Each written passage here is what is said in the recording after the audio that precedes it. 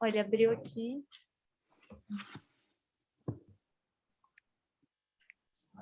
Só um minuto. Ele já está configurado? Está configurado lá para ser automático. Se não der, eu vou ligar para lá. Daí agora é com o pessoal de lá. Acho que foi. Ok, já estamos no YouTube aqui, tá? Ó. Você pode manter aqui. Vamos ver o Zoom, né? Isso, minimiza aí o YouTube. Posso fechar o YouTube? Fecha, perfeito. Okay, so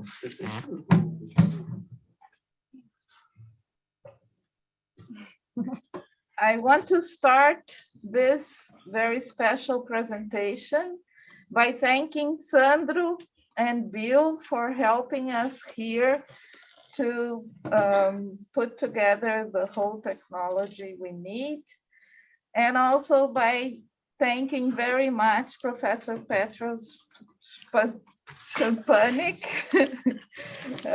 from Charles University, Prague, for being here with us, sharing his thoughts on the digital peripheries. Professor Petr Szczpanick has a PhD in film studies from Mazarki University, and after starting his professorship there, he moved to Charles University in Prague, where he teaches now, and where hopefully Luisa will visit him next semester. His early work focused on state socialist mode of production and was partly published in an edited volume, Behind the Screen, Inside European Production Culture. More recently, he has been working from a critical media industry studies perspective on the globalization of media production, online strategies of public service broadcasters, and the impacts of European cultural policies in East Central Europe, proposing a concept of digital peripheries, about which we are gonna hear more during his presentation today. He's currently leading a research project in collaboration with the Czech public service broadcaster, Česká televize, called Strategy for Public Service Television Sustainability in the Internet Era, Best Practices Based on International Comparison, which is funded by the Technology Agency of the Czech Republic.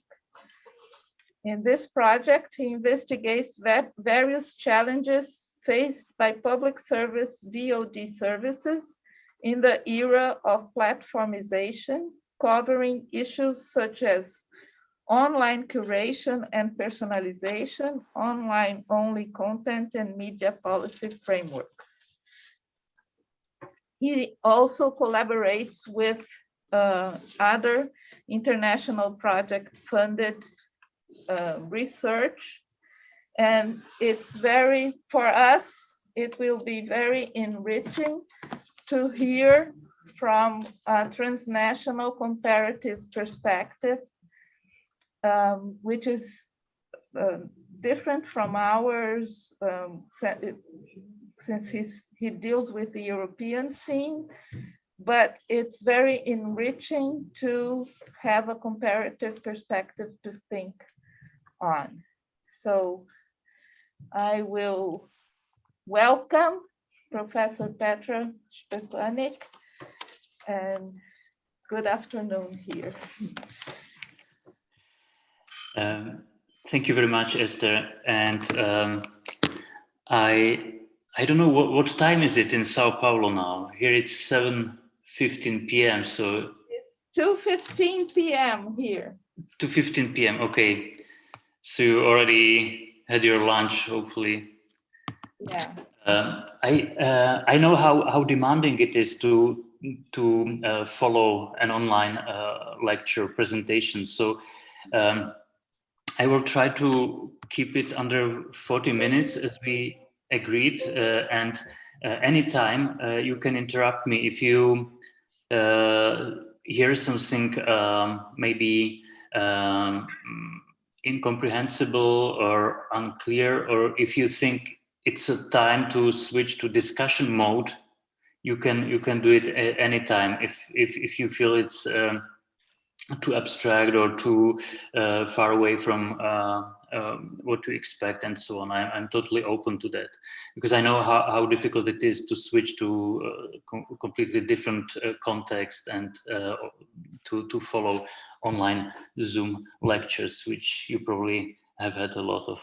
So my idea for this presentation is to give you some concepts and examples of what does it mean to be a small and peripheral media market in the age of streaming wars, as it is called.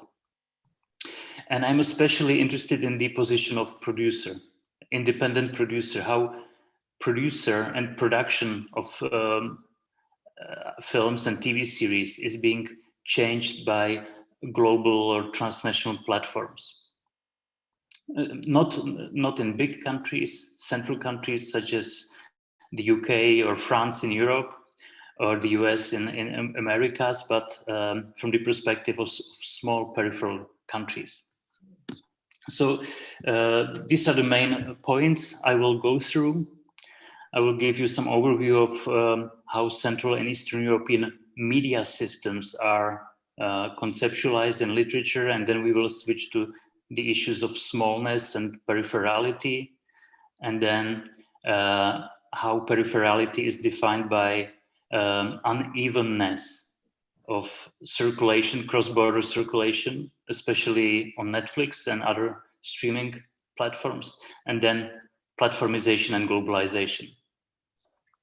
So if you look at the European map, I am mostly interested in the violet countries, Poland, Czech Republic, Slovakia, Hungary. That's what I was focusing on in my newest book called Screen Industries in East Central Europe, published by BFI and Bloomsbury last year. So this is a part of Europe called East Central, usually East Central Europe, Poland, Czech Republic, Slovakia, Hungary. There is also a term Visegrad countries. There's a Visegrad Treaty. Visegrad is a town in Hungary. So there is a sort of political alliance, common history among these countries, and also a similar position to a certain extent in European Union. Although there are also stark differences. You might know about Orbán's regime in Hungary and Kaczynski's regime in Poland. So these are basically authoritarian regimes to a certain extent. And in those countries, the ruling political parties are basically trying to capture media, control media, and limit free speech and free political competition. On the other hand, Czech Republic and Slovakia are more liberal still in many aspects, also including media. So there are common features, but there are also stark differences. And when you hear the term Central and Eastern Europe, it's usually more inclusive, and it might include countries such as the Baltic countries, Estonia, Latvia, Lithuania. It might include some of the Balkan countries such as Romania and Bulgaria. So these regional definitions are fuzzy. They are not very well defined. But I will be focusing on these 4 countries, basically, with the main examples coming from my home country, Czech Republic. So I noticed that you are from communication studies and media school. So I expect that maybe you know about Hallin and Mancini theory of media systems, comparative media systems. Well, if not, just a quick overview. This is one of the most influential, or the most influential theory of media systems used in comparative studies of media systems. Media systems theory comes from communication studies and journalism rather than film and television. So it's useful only to a certain extent for us, because the theory is not covering entertainment, for example, or art. It's mostly about political communication and journalism. But still, if you look at how it divides Europe, in the original version, it doesn't cover Eastern Europe. But in later followings of this theory by other authors, there are also studies of Eastern and Central Europe. So basically, we can say that these countries are so-called transitional countries with the history of state ownership, so-called state socialism. So until the late 80s, early 90s, not only media, but all industries basically were state-owned or state-controlled. Then there was a period of pretty unpredictable and sometimes wild transformation, privatization, liberalization of these countries' industries, including media in the 90s, especially early 1990s, was very very unpredictable and a very difficult period. Still, until today, there are some elements from the past, from the communist regimes, from the state socialism, persisting in media, especially in public service television organizations or public service media in general, but also in the way cultural policy is designed and conducted in these countries. So there is, what they have in common is this persistence of certain elements of state control, of centralism, of state interventionism, and of strong position of public service media, which are actually successors of state media. And you know that state television and public service television is a very different thing. So if you look at how Central and Eastern Europe is covered by later variations of Hallin-Mancini model, you can see that these countries are basically compared mostly to so-called polarized pluralist model, which is Italy and other Mediterranean countries, which are specific in a way they actually have strong links between politics and media, high levels of state intervention, but also late professionalization in media, especially in journalism. But literature on Central Eastern Europe also acknowledges elements of liberal laissez-faire media policy, so-called 1990s capitalism, we call it sometimes. So it was a period of very quick liberalization or deregulation, when, for example, in film, unexperienced investors came into film production and tried to make a fortune, which of course didn't work.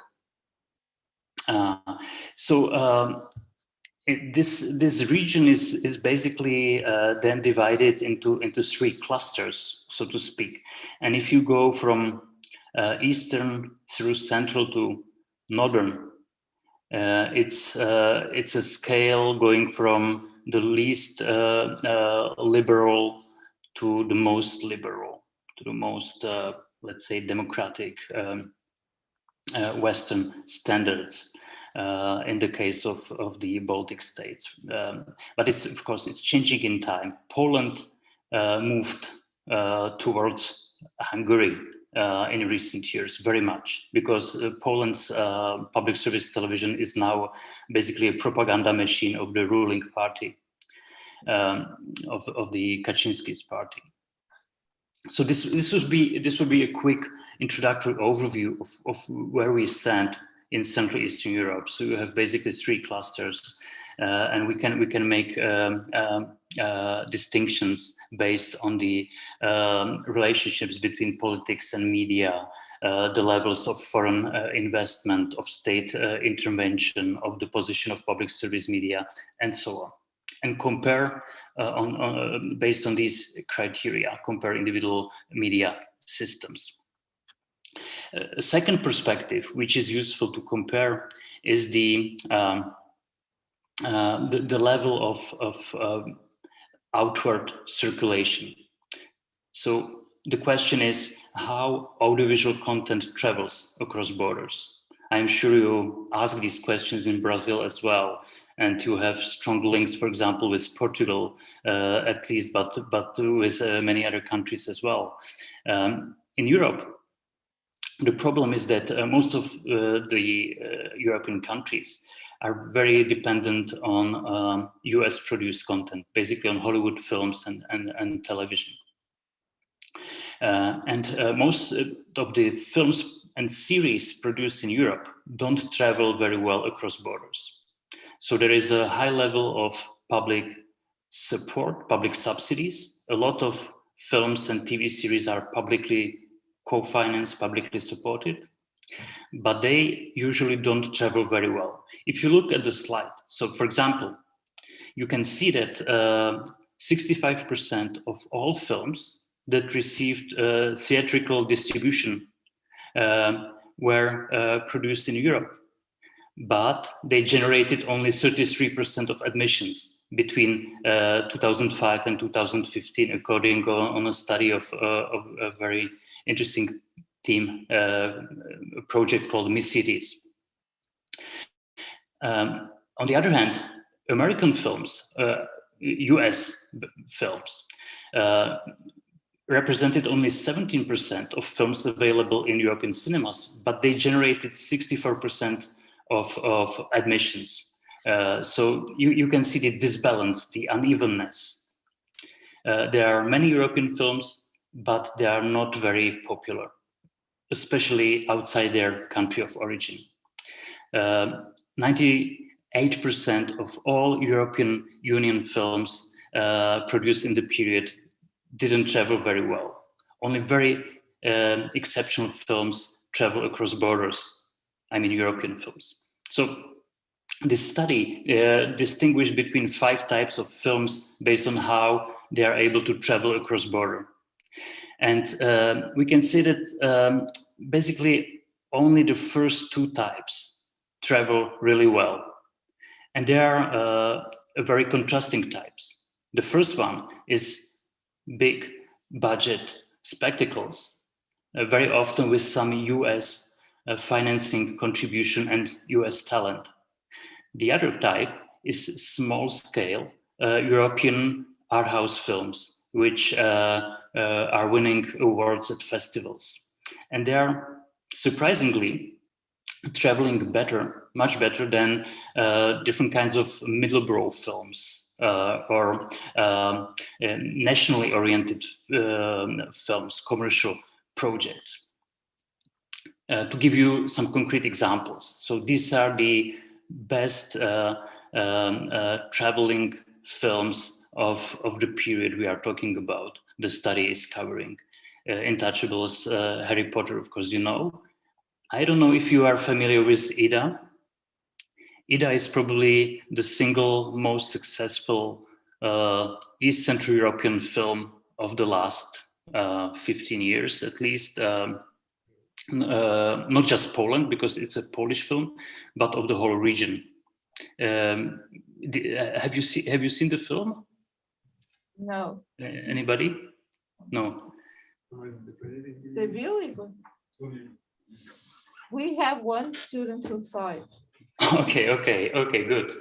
So the director, Paweł Pawlikowski, is probably the most recognized Polish director now.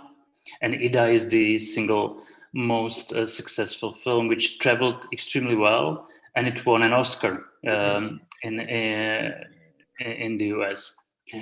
Professor Khalil also saw the film. He's saying in the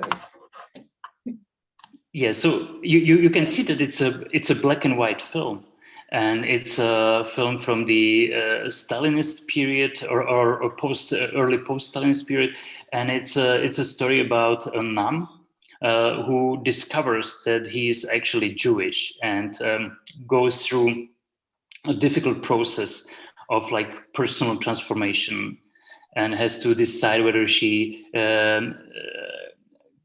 stays in the monastery or goes out as a layperson.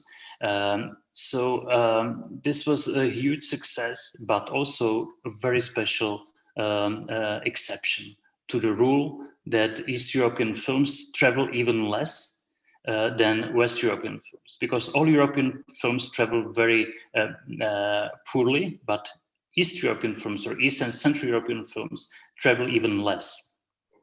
So why is it so? And I would say that this is a key definition of periphery, of being periphery in a media. Being periphery meaning that you are receiving much more than you are exporting. And you are in a dependent position, of course. So you can look at different circulation channels, of course.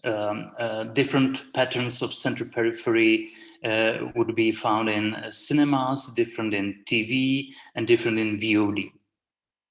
What I have been talking about until now is theatrical distribution. If you look at television, it's even more Americanized and even more nationally segregated. So in television, content travels even less across borders. But in VOD, in video on demand, in streaming, you have very diverse catalogs. Netflix, HBO Europe, Amazon Prime. From the last months, we also have Disney Plus. I suppose Disney Plus came to Brazil already. Is that so? Do you have Disney Plus? Yeah. Okay. We have Apple TV Plus and so on. So Netflix and HBO especially are nationally quite diverse. So they're more diverse than television. So theoretically, you have a greater opportunity, even in small countries, to give your films and TV series larger audience, international audience, to circulate your films and TV series to the whole world. But it's not happening. So my question is why Netflix didn't bring more, let's say, wider circulation to small and previously peripheral countries. It actually keeps the peripheries as they are. And that's why I and colleagues of mine are talking about digital peripheries. And we published a book called Digital Peripheries, which is basically a book about what does it mean to be peripheral in the era of Netflix and online platforms, and also a new wave of European regulation. So you need to distinguish between different distribution channels, of course. And then we need to look at academic literature. What does it say about small markets? What does it say about peripheral markets? So basically, I will not go through this in detail. It would be too long, but basically you can say that a small market in European context would be a market below 18 million inhabitants. To put it simply. So Romania would be on a border, let's say, between small and mid-sized, let's say. Czech Republic, Slovakia, Hungary, definitely small. Poland is large, but it's not central, it's peripheral. So it's a tricky to combine smallness and peripherality. But the literature basically says that the specificity of small markets as producers, as exporters, is in these small, of course, financing opportunities, limited resources or shortage of resources in terms of financing, but also in terms of internationally recognizable talent. So it's difficult actually to train and promote talent from small countries, especially if they don't use large languages. So it's easier, at least theoretically, for Austrians, for example, who speak German and who can export to Germany. It's easier for, let's say, Swiss, who at least part of the Swiss people speak German, to distribute to Germany, or the other part of Switzerland speaks French to distribute to France and so on. In the case of Czech Republic, we have these close ties only with a very small country, Slovakia. Slovak and Czech languages are very close. They are comprehensible without translation, basically. But Slovakia is 5 million, Czech Republic is 10 million inhabitants, extremely small markets, especially compared to Brazil. So limited resources, limited pool of recognizable talent, and the actually difficulty to create the effect which is called economies of scale, and which basically means that if you produce more, you can save on spending. You can actually economize the production. There is a problem of cultural specificity, the so-called cultural discount. If you try to export from a small country, you have a problem that other markets recognize your content as very foreign, especially if it's, for example, comedy. Comedy travels worse than, let's say, science fiction or psychological drama and so on. In more markets, state policies tend to be very protectionist, interventionist, which also often makes export difficult. They introduce quotas, for example, and so on. But there are also advantages. There is a close relationship between audience and the producers and talent. And there might be also closer collaborative links, solidarity, and so on among filmmakers, producers, talent, and so on. So this is at least some points from the literature about small markets. We can go on to discuss other points as well.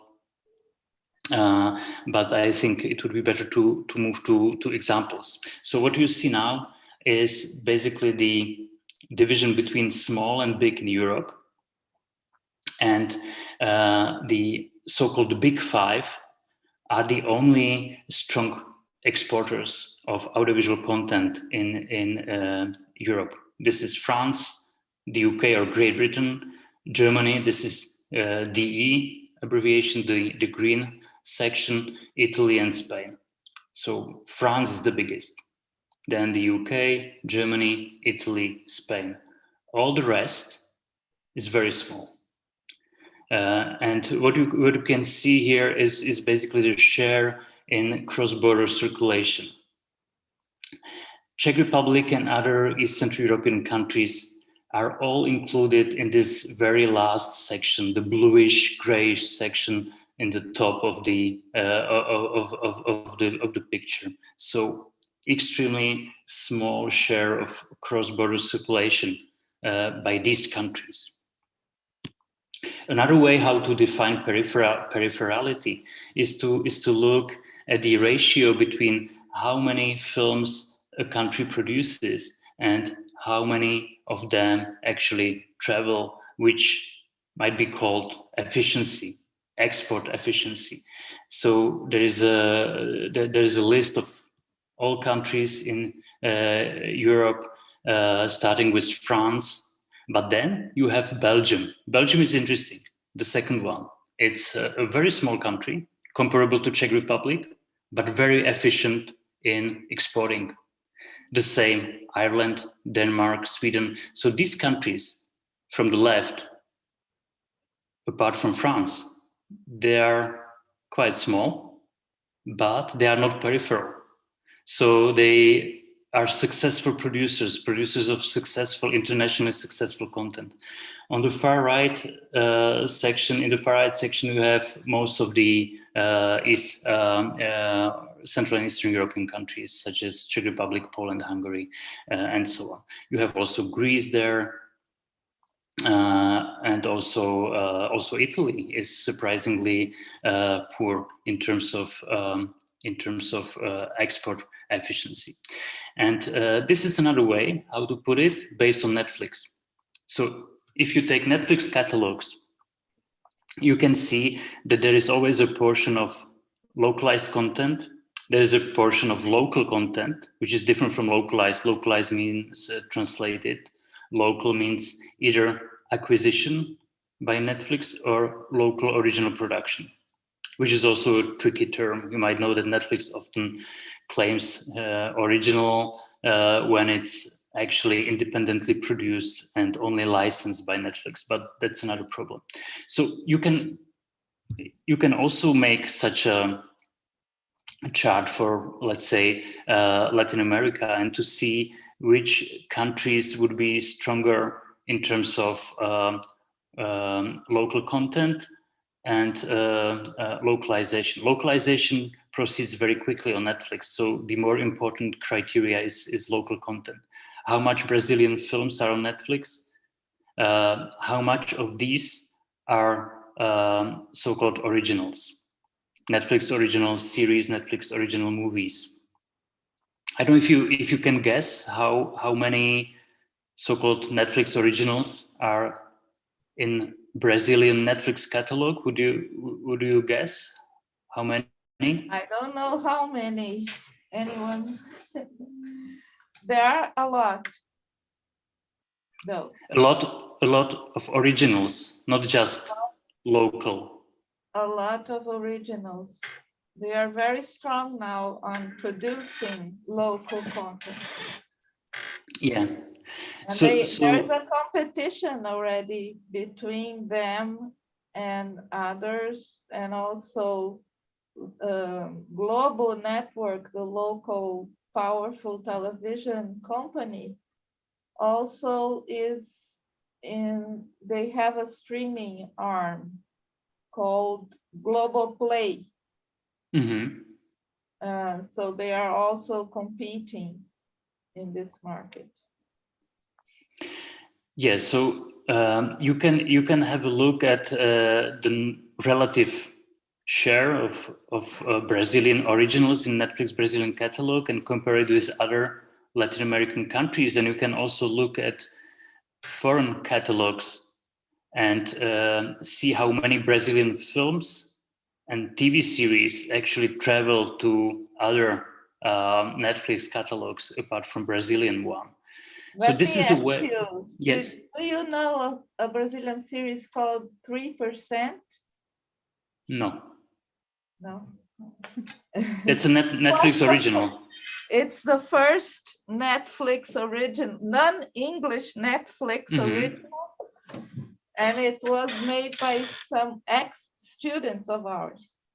Okay. And its first season was very successful. But the thing that strikes me is that we don't have any, we might be able to map the number of titles, original titles and stuff, but we don't know anything about the numbers of audiences or the countries where these things are being shown. We don't have any data, like all the data we know they collect about us. We don't have access to those numbers. So it strikes me that we don't know how each title is watched, who likes what, and you know. Yet you don't learn that from Netflix, of course, because Netflix has good reasons to keep it secret, basically. But if you look at a site called FlixPetro and click Brazil, you can see that, for example, the top movie in Brazilian catalog as of today is The Man from Toronto. And the top title on HBO Max in Brazil is Resident Evil, and so on.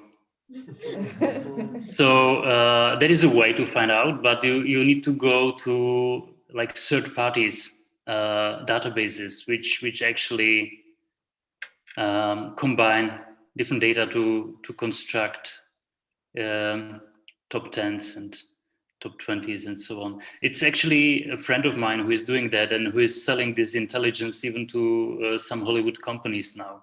So you can look at flixpetrol.com. I can share it so that you see what I am talking about. And it would be, of course, interesting to try to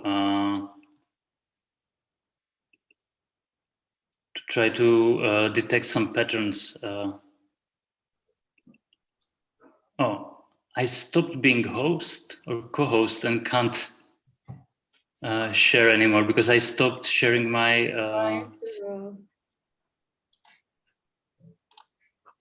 Okay, thank you. So somehow switched. So.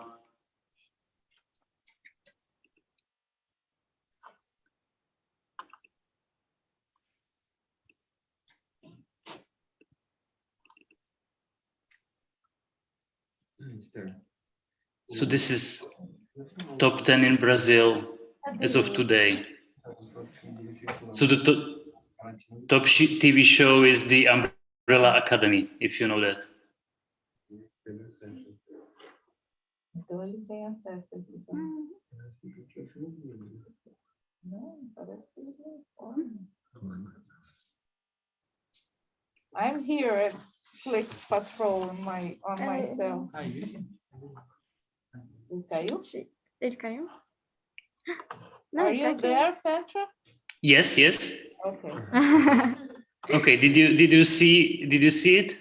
Yes. Okay. Yeah. So of course there's a problem with data, the access to data from the platforms, and it's much more difficult than with traditional TV networks. And we as researchers need to be inventive to find our way around these problems. Yeah. And anyway, coming back to the peripherality, so this is just an overview of other parameters I am using to define peripherality and smallness. So you can of course count the number of Netflix subscribers. You can count the number of big players, so-called big players in let's say television, film production, film distribution, and so on. You can have a look at the share of national films, which surprisingly can be very high in some of the peripheral countries, because they the local viewers are sometimes very fond of local films, which is also the case of the Czech Republic. 26 to 30% share of local films in theatrical distribution. I don't know if you know about what is the share of Brazilian films in Brazilian theatrical distribution in terms of either admissions or revenues. Would be also interesting. Here just told me that our colleague Roberto Moreira, I don't know if he's with us in any of our channels here. Yeah. He would say that his film is more seen outside of Brazil in Latin America than in Brazil. Yeah. But I don't know if that's specific with his film, or I don't know if we have that kind of data. Yeah, you would need to see larger data, of course, to find a context for this film. Yeah. I would guess that Brazilian content probably travels quite well in countries with similar culture and language. So and that's for sure. But so there are different ways to look at peripherality, such as these criteria, and Netflix is very useful to do that, because we can compare Netflix catalogs. But to understand what Netflix does requires actually to and I will make a slight jump in the presentation to understand what kind of company, what kind of business it is.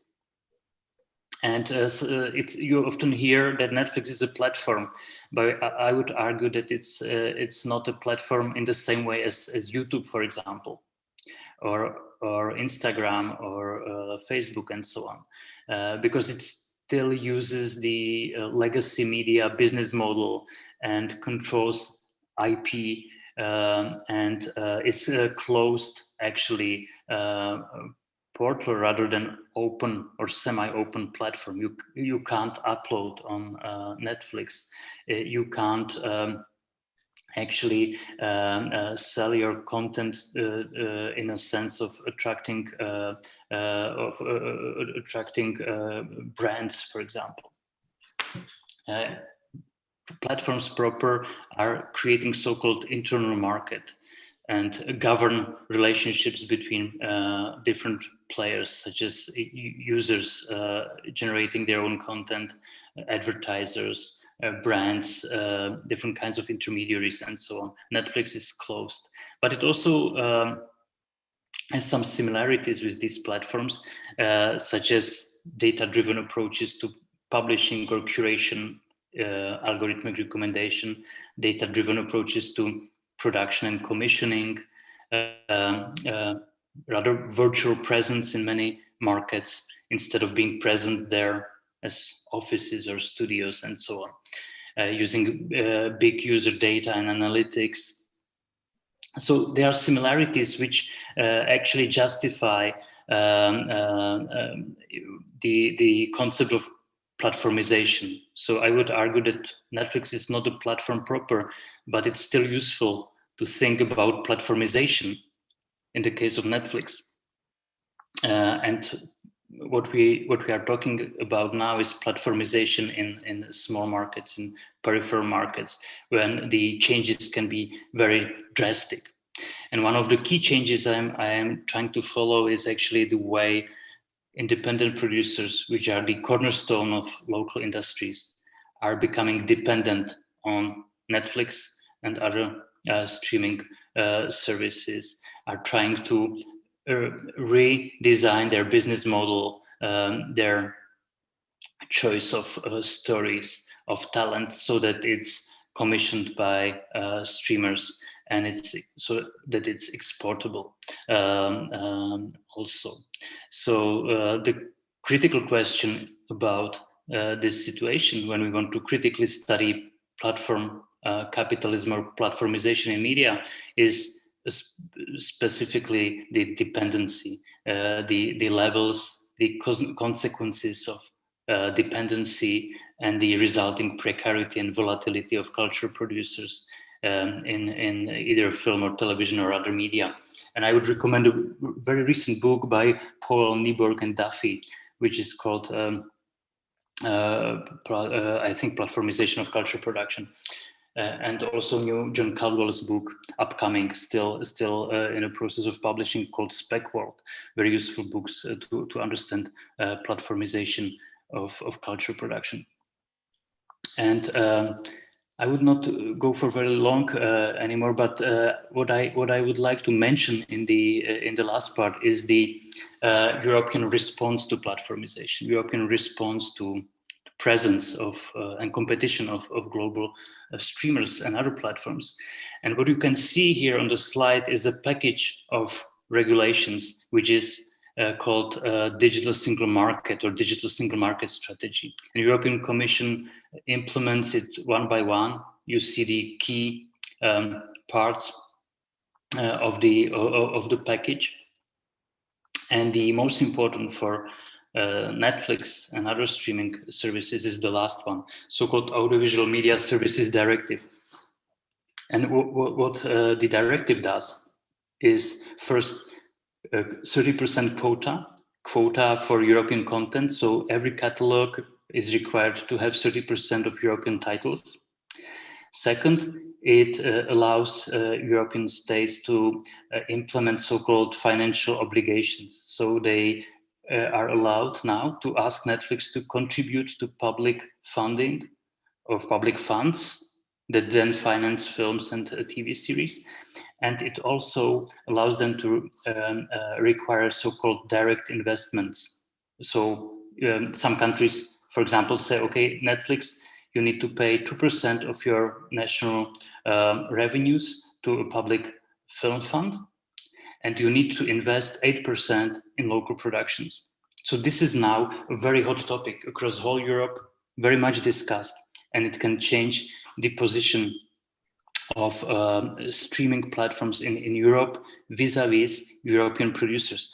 And one of the key questions of that is the position of producer, because Netflix likes to control all rights, and it likes to reduce producers to actually service providers. So producers develop and produce a film or TV series, then Netflix pays them a flat fee, requires all rights, and in legal sense and business sense, producer stops to be a producer. It's just a service provider. So this is a very crucial issue relating to what I called platform dependence.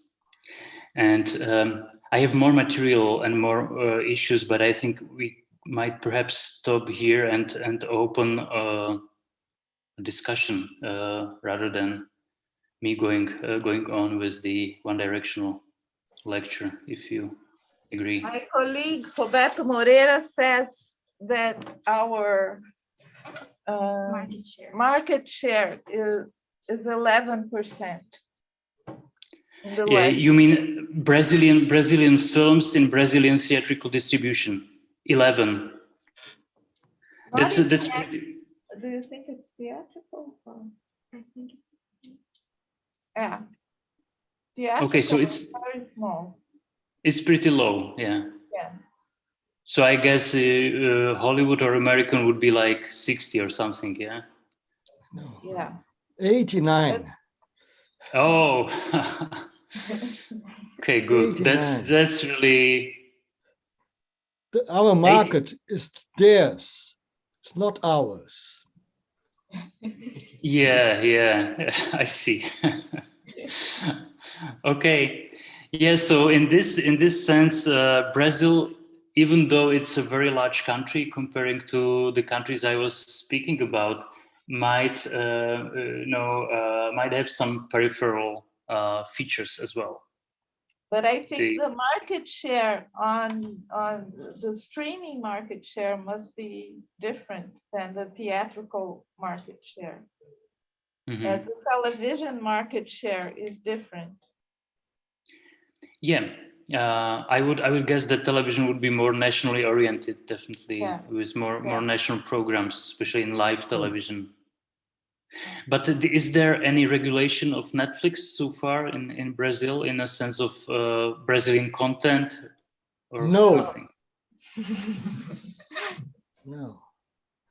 Yeah, so you can look at Europe and think whether there are some useful principles that might work elsewhere. Yeah.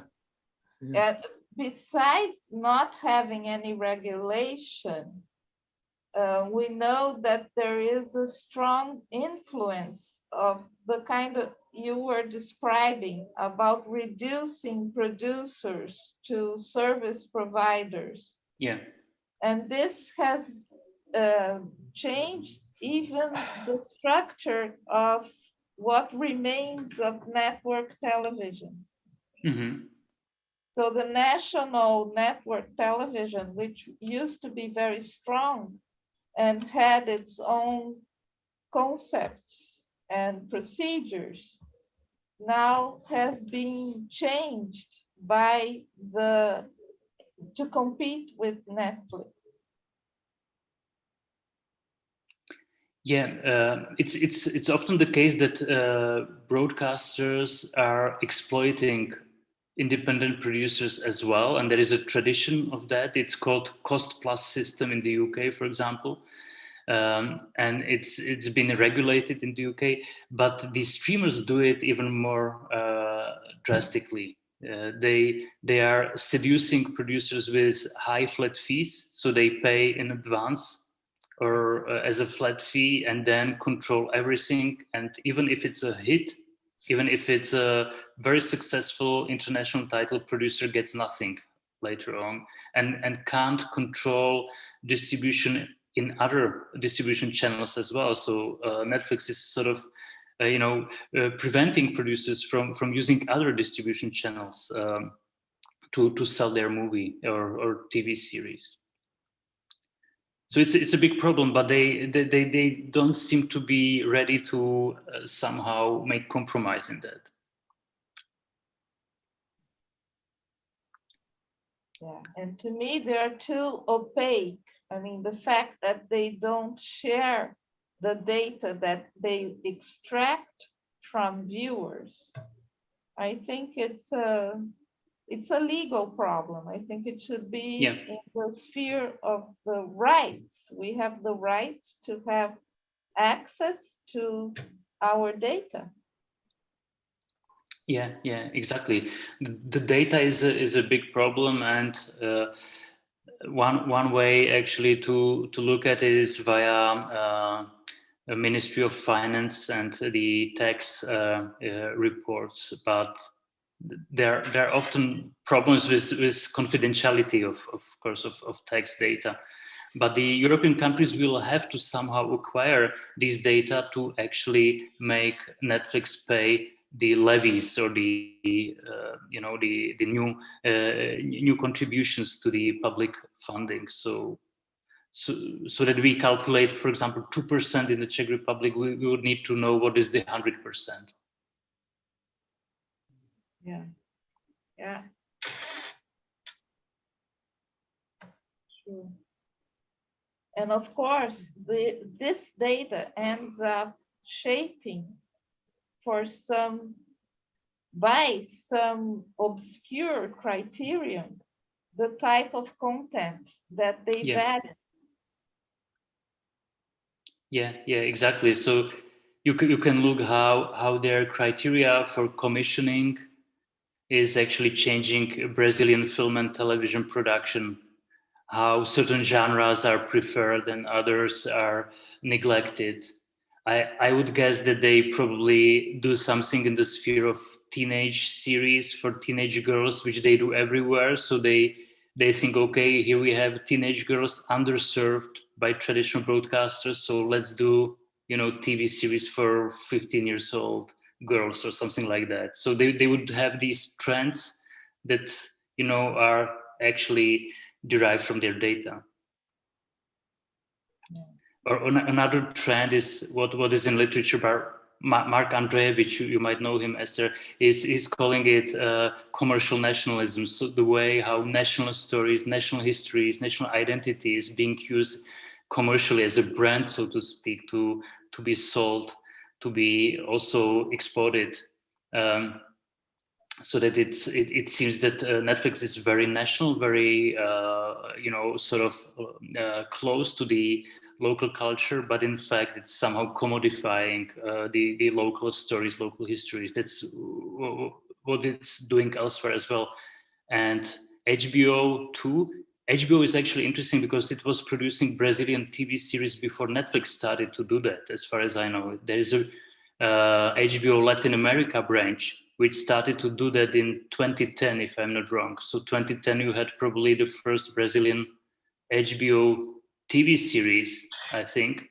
And that was, at least in Europe, that was probably the moment when we had sort of pioneer in this kind of local production by transnational services, pay TV or streamers.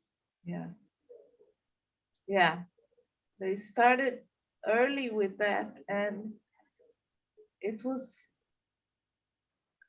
curiously, HBO was very small here at that point. Mm-hmm. So these productions were seen outside more than inside. Mm-hmm. Because they didn't have, it was very small, like cable was small and HBO was smaller before streaming. Right? But yes, they did. And actually my brother directed a series for the HBO Mhm. at that point.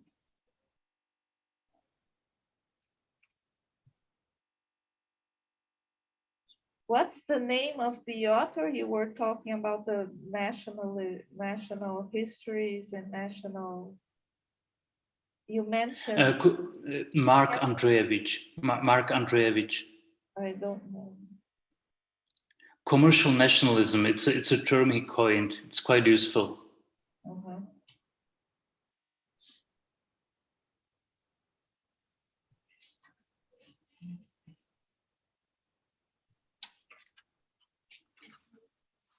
Thank you. Does anyone want to ask any questions? People who are on Zoom, on YouTube, or here?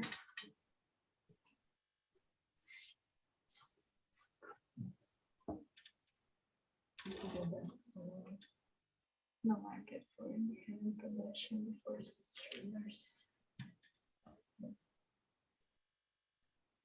Roberto Moreira, our colleague, is on YouTube. He says that there was no market for independent production before streaming. Uh-huh. So there was no Yes, market in.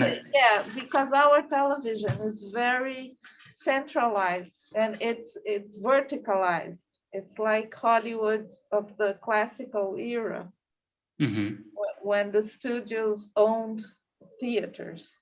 So here the networks produce their own programs. So there was no space for independent production in Brazil before. So there were no commissioning. No commissioning. Very, very, very little. Very almost nothing. Mhm.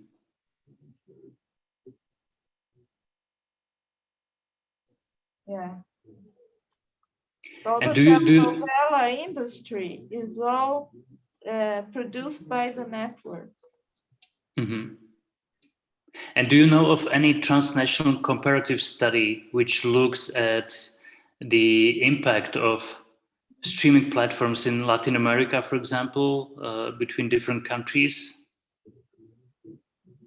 I don't know. Maybe Roberto. I don't see him there. He's looking, he's more attentive. Benjamin has a question. Cristina and Benjamin have questions here. Vira até aqui, só pra... Ou do microfone. Senta aqui, ó. Hi, good afternoon. Thank you for the class. Hi. Me and my colleague, we had a discussion last week about how Netflix is changing their contents in the platforms with the outcome of originals. And we want to ask how is Netflix in those tiny countries that you were talking about? Like, there are old classic movies, or they are all now originals? And if you have in your country a streaming platform that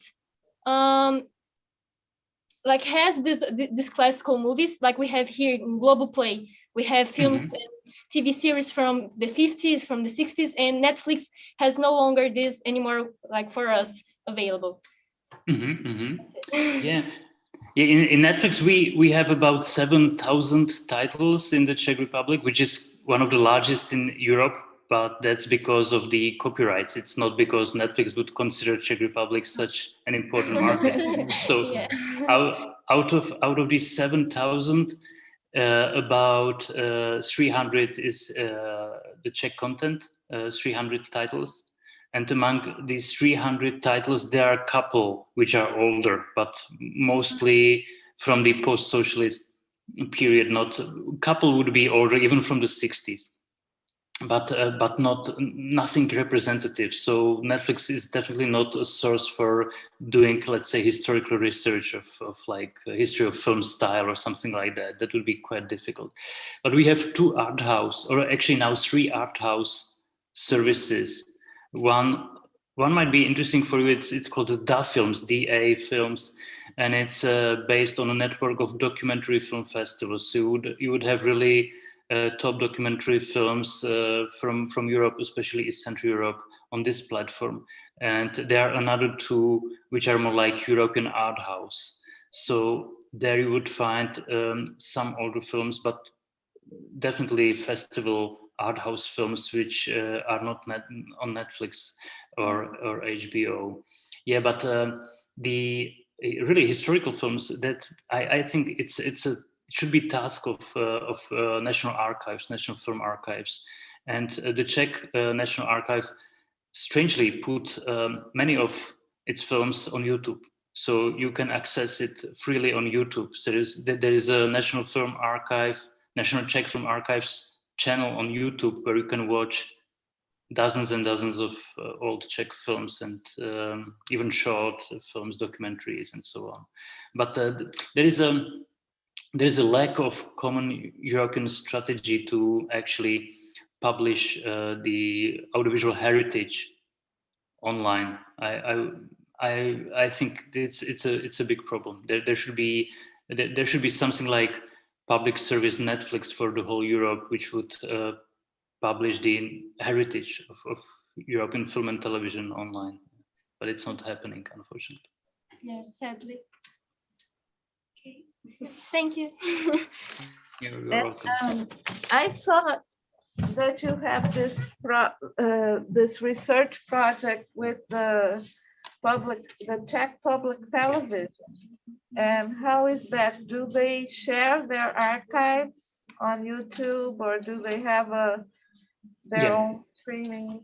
How is it? How does it work? Yeah, it went through a quite interesting transformation this year, and we have a research group which is closely collaborating with this new platform team in the public service television, and you can access it freely. Some of it might be geo-blocked. It's called e-vysílání. So maybe Luisa might be interested if she speaks a little bit Czech. But the key point there is how actually public service media are using their own VOD services to expand the audience. So to keep the key public value, which is called universality. So public service media should be universal in a sense of addressing all social groups. But in fact, they are not. They are addressing older people. So the mid age is about 60 or 55 in the Czech Republic. The audience is very aging. The younger audience is quitting linear television in high numbers, of course. So the question for us was whether online can serve to keep universality. And we looked specifically at youth-oriented web series, short-form web series. So the biggest hit in Europe, you probably know that, is a series called SCAM, S-K-A-M. Have you heard of that? Yes. So SCAM, it's a Norwegian web series, short-form web series, which uses social media as a creative sort of creative form, so to say, and communication form to communicate live with audiences. So the characters were writing messages, and you could access their profiles and so on while the story was evolving. It was produced by a Norwegian public service television called NRK, and then about 5 or 6 other national versions of SCAM were published in Europe and also in the US. So you have French SCAM and American US SCAM and Italian SCAM and so on, and German and so on and so on. So this is a huge hit, which made public service media in Europe realize that if they try hard, they can actually attract young audiences by providing them with really authentic kind of content which they feel close to. And one of the most interesting aspects of this is that it's based on ethnographic research among very specific groups of people, which was basically 14-year-old girls from Oslo, secondary schools. They conducted kind of ethnographic research among these girls, how they use social media, how they communicate, what is their language, what is their social life, how they use drugs, and so on. And then they really tried hard to make this very strongly authentic as a representation of these social lives and communication styles of these young girls. And on the top of that, they managed actually to integrate some very strongly like educational messages, such as stories about racial tolerance or religious tolerance, about dealing with sexual abuse and so on.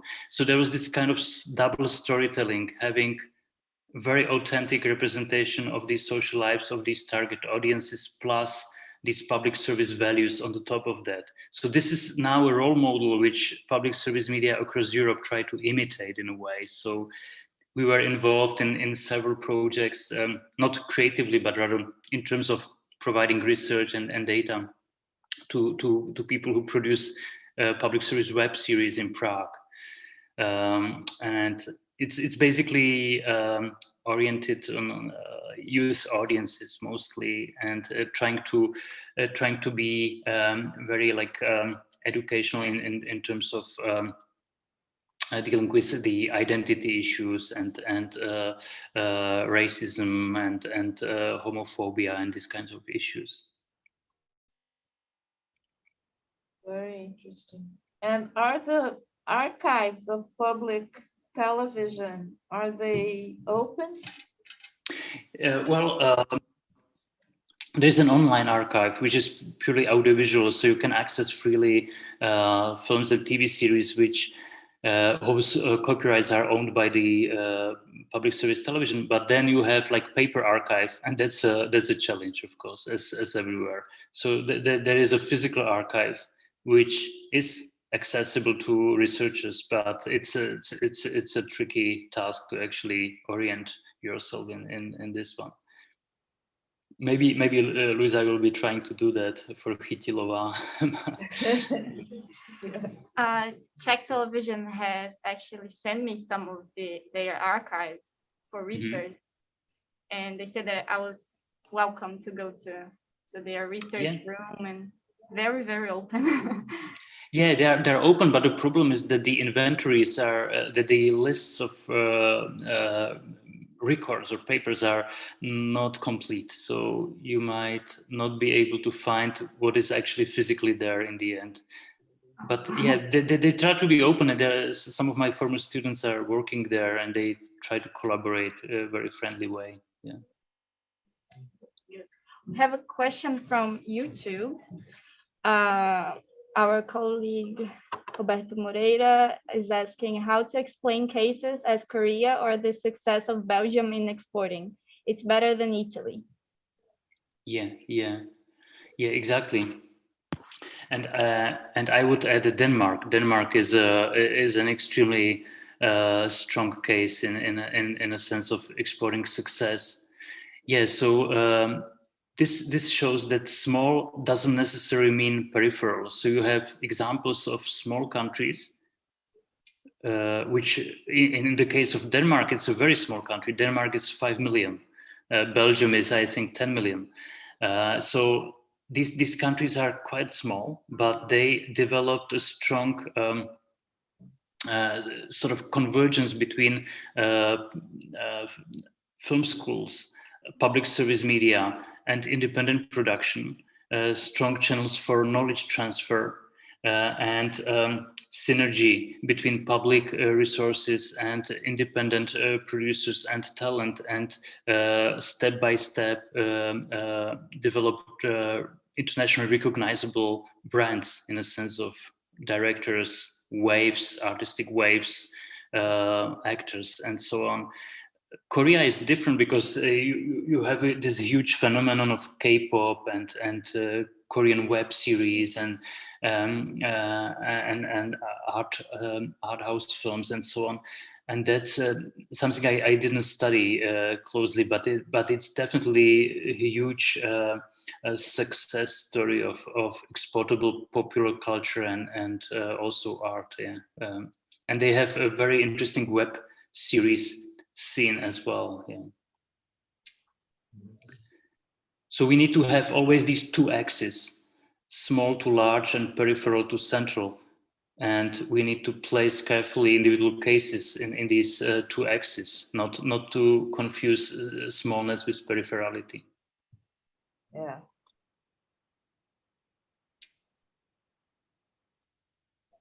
There is a scholar, Mette Hjort. Maybe you know her. She's sort of transnational film scholar based in Hong Kong now, but she used to work in Denmark. She's Danish, and she wrote several books on the success of Danish film and television, talking about the small environment which supported a sort of sustainable kind of production, solidarity-based kind of production. This kind of intimate relationships which are actually which are driving knowledge transfer among different institutions and filmmakers. So this is some of the literature which actually tries to answer this question: how come that some small countries are not peripheral?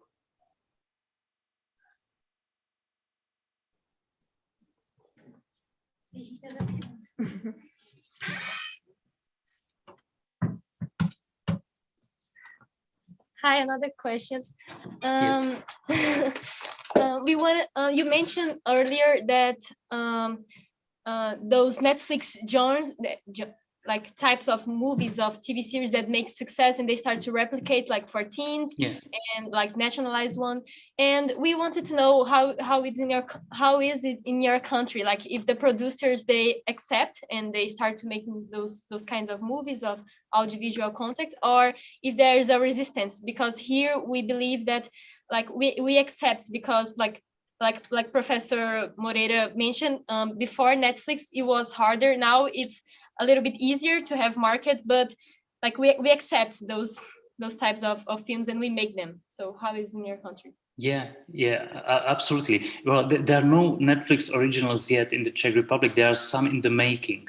There are HBO originals. There are quite a number of them in the Czech Republic, Hungary, Romania, Poland, and other countries in Europe. There are Netflix originals in Poland. Maybe the most successful example of the youth-oriented is called Sexify. Maybe you've heard of it. It's about a group of female students who developed a sex app, and it's a huge success outside Poland. So that would be an example of this youth-oriented Netflix series from Eastern Europe. The producers, unfortunately, accept what is from the public, so to speak, perspective, not very good for them as producers. So they are happy to have an opportunity to export, to be present outside the country. They are happy to collect a flat fee, which might be less than a real co-producing, share of the rights and the revenues, but still it's a safe bet.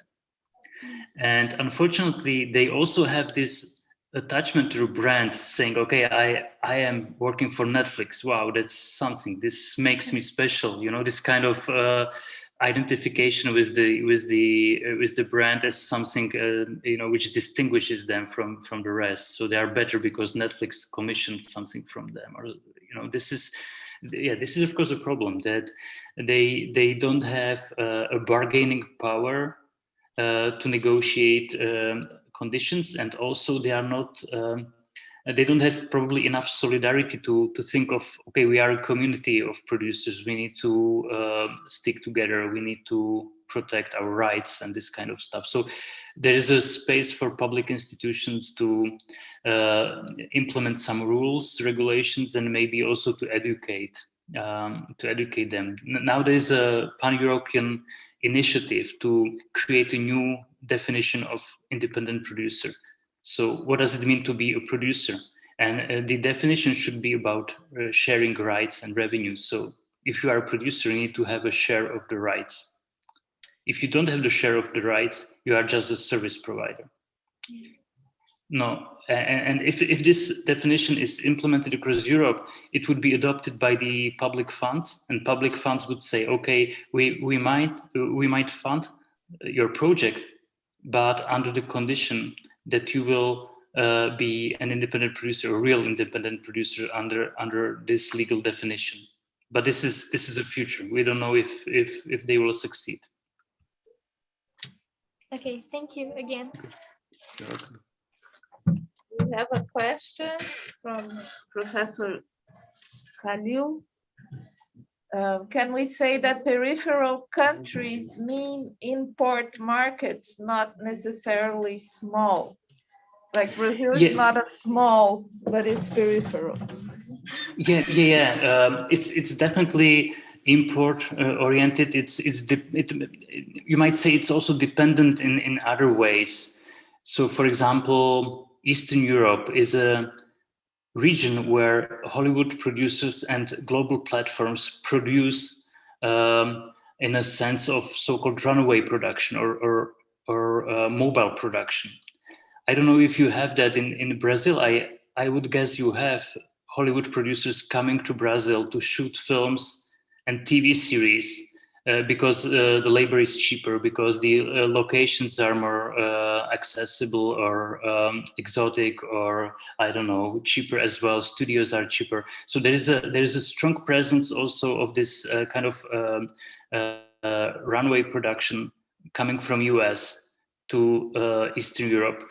And this is something which is actually similar to the old relationships described in the old 1970s theories of central periphery relationships, of the so-called the world system theory, Emanuel Wallerstein and so on, this political economy of global relations, where these centers were exploiting resources and cheap labor from dependent countries, from peripheries. So this is another case, another example of how this dependency, how this center periphery might operate, because the brain of these projects stays in Hollywood. So the producers develop, plan, finance, distribute these films from Hollywood, but the physical production, the labor intensive part of the life cycle of the value chain is offshore, or is moved away to a cheaper country, for example, to Prague,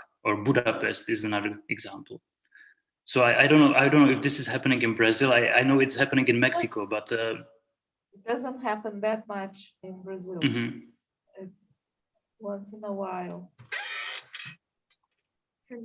American producers prefer Argentina than Brazil because it's cheaper. Mm-hmm.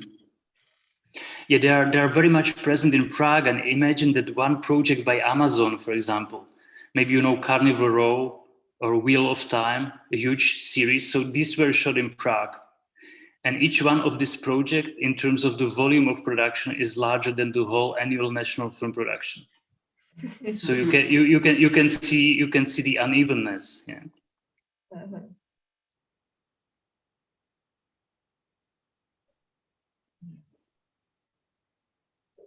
Well, it's interesting that in the network era, in the 70s and 80s, Brazil was a big exporter of telenovelas. Yeah.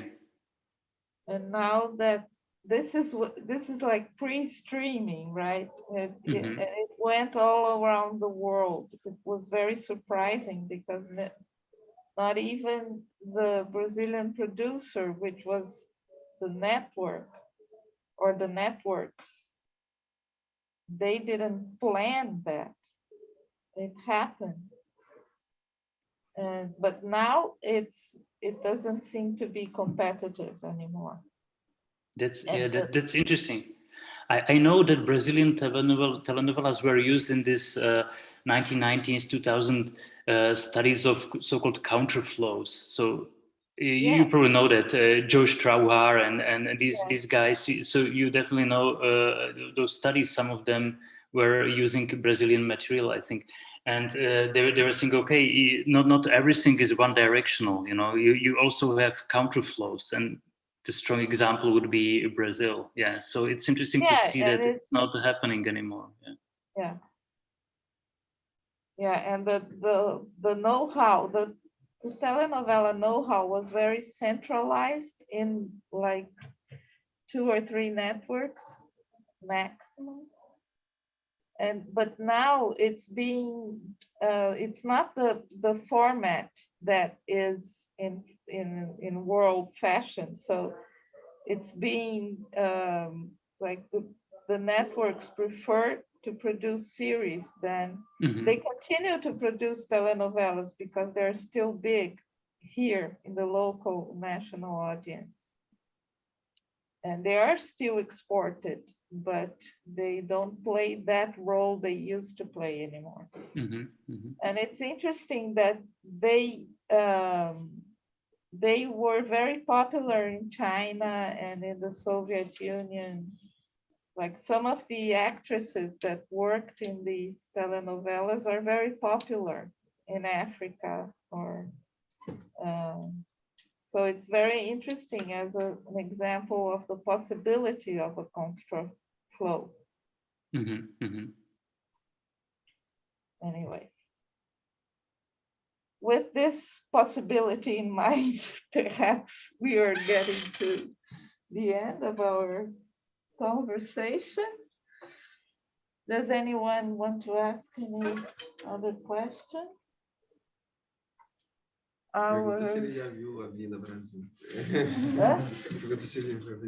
They're asking if you have heard of this telenovela called Brazil Avenue. No, but I will look it up. Okay, so it's a strong example of something exportable. It's perhaps the most recent because they are kind of decaying now. This was in 2012. It was very, very popular in Brazil, and the exports were also very high. It's a production by Globo Network, which is the main network here. It's a private network, but it has a national audience. And it's very popular for the telenovelas that they have produced, many of them dealing with the nation. So this one was called Brazil Avenue. Brazil Avenue, okay. Yeah. It's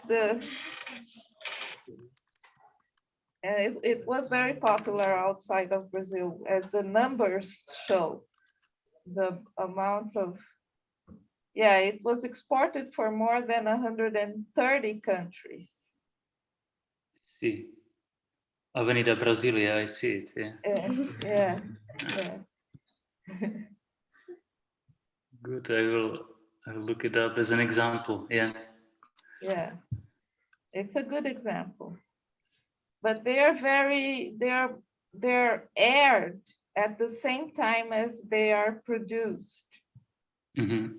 They last for around 6 months, and they have a beginning and an end, and that's it. There's no second season.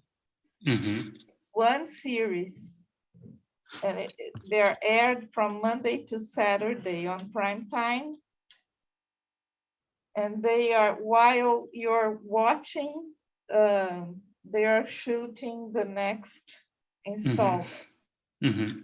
So there's a dynamic. It's very hot.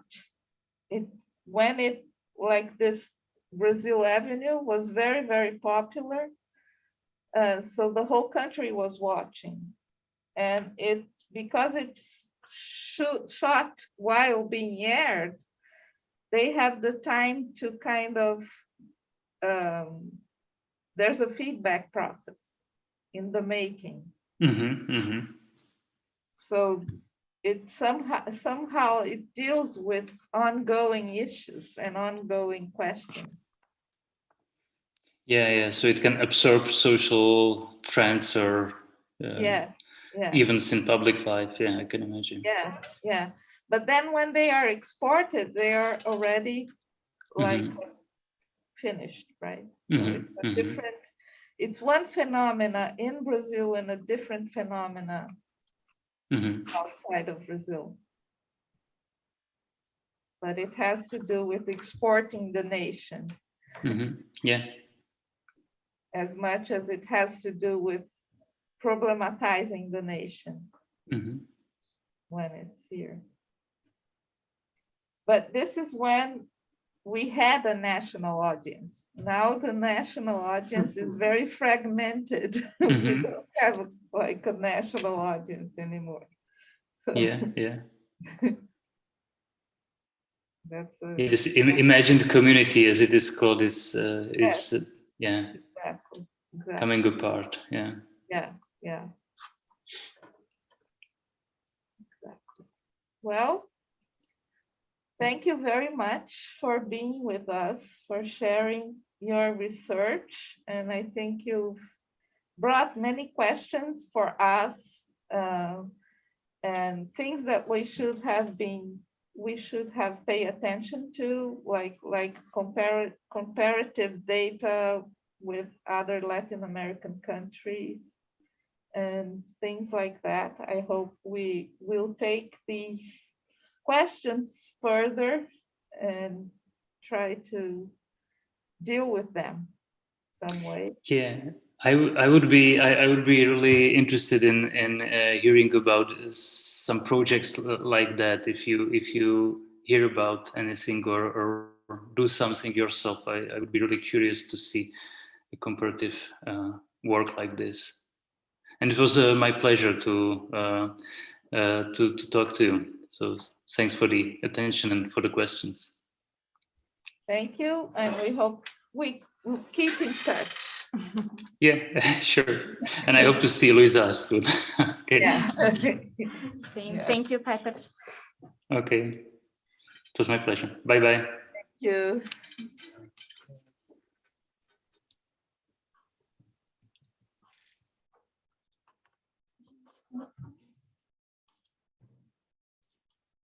Acho que dá para cancelar só. Tem que parar a live.